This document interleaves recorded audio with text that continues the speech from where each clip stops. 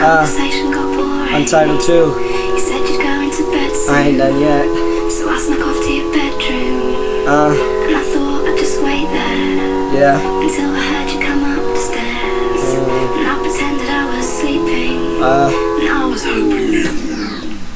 It's 5 o'clock in the morning. A whole day of rapping and smoking, but it's got me tired. That's okay, I'm my own boss, I'll never ever get fired. I want you to be inspired, but your shit is pretty minor. I ain't trying to hate, but at least I'm trying to keep my hair short, so I'm never styling. All this paper keeps on piling. Watch you walk away, and it feels like I'm dying until I call up another. It's 5 o'clock in the morning. But it may get me in trouble. It's not very subtle, but if you wanna cuddle, don't make any noise. Keep it real, and it's getting pretty late, so I escaped.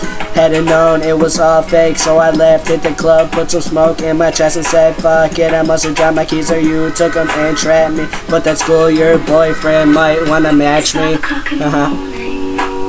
It's Untitled 2.